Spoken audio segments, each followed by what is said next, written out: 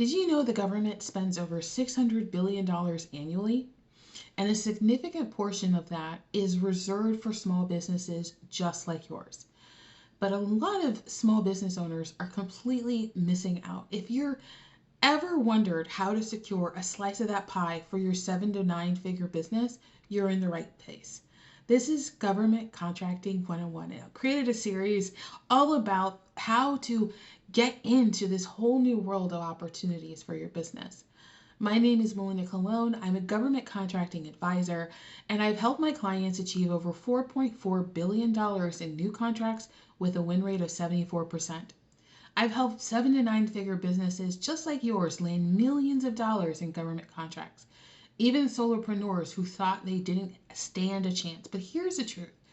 Most small businesses aren't even trying. Why?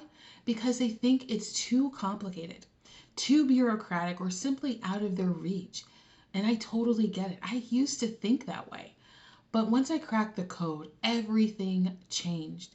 Imagine having contracts that provide steady, reliable income for your business. Contracts that don't rely on marketing trends or chasing customers. Take one of my clients, for example. They were running a small consulting business and competing with 11 other companies for a $1.4 million contract. Now, guess what? They won. And it wasn't because they were the biggest or more experienced or the cheapest. It was because they had the right strategy. In this series, I'm going to show you exactly what it takes to get started, including why government contracting is more accessible than you think, and how you can position your business to win. Now, I want to talk to you about public sector versus private sector work. Government contracts or public sector work are generally steadier and more consistent than private sector opportunities. And they offer several very unique advantages. One is predictable funding. Government contracts are funded through budgets approved by legislative bodies, governments like Congress and local governments. And this makes the funding more secure than private companies, which may face budget cuts during economic downturns. So, for example, if a company is providing educational software to secure a contract to the state, this is a funded contract that is a part of the state's annual education budget, making it unlikely to be cut even during economic turns. Private sector, on the other hand, a similar contract with a private school network could be easily canceled and unexpectedly canceled if the organization experiences declines in enrollment or budget constraints. A second alternative is the long term of contracts. They span over several years typically, and they options to renew, where there is a stream of income consistently coming in your business because of good performance. So, for example, if you're selling to a private sector business right now, there's no guarantee that it'll ever be renewed. And there's no guarantee that the project will actually complete when the original agreement was set.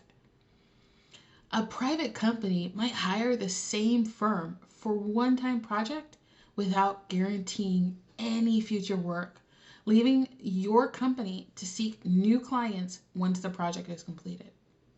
A third advantage is high demand for goods and services. Now, public sector, they consistently require goods and services regardless of the market condition. So, for example, contracts for infrastructure, defense, healthcare, and education will always remain essential regardless of economic fluctuations. A good food supplier contract with, let's say, the Department of Defense to provide meals for military bases is going to be in consistent demand for the military needs, for personnel, regardless of the economic conditions. Whereas private sector, a restaurant supplier relying on private businesses might see demand if restaurants close or reduce orders during recession. A fourth advantage is the stability during economic downturns. Government contracting, they spend often increases during recessions, like stimulus programs, public work projects, And these opportunities provide contractors while private sector demand might shrink.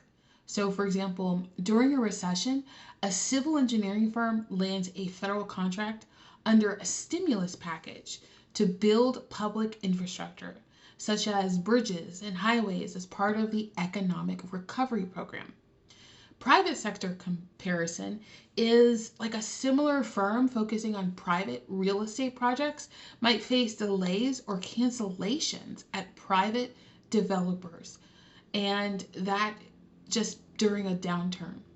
The fifth advantage is fewer market impact. Government agencies are less likely to dissolve or go bankrupt. This is going to reduce the risk on non-payment and provide higher, greater financial security. So, for example, a cybersecurity company signs a contract to manage IT security for a government agency. The agency operates the allocated budgets, so there is minimal risk of non-payment or cancellation due to financial instability, whereas on the private sector side, tech startup could fall through it and the startup runs out of funding and they go bankrupt so quickly, so easily. We hear about it all the time. Now, I want to share with you more, but if you're ready to dive in and learn how you can actually apply government contracts to your business, I want to invite you to the GovCon Millions Masterclass. It's coming up, and I have a special link down below for you to register. This is where we're going to go through my entire $4.4 billion blueprint so that you can get into government contracting and diversify your revenue.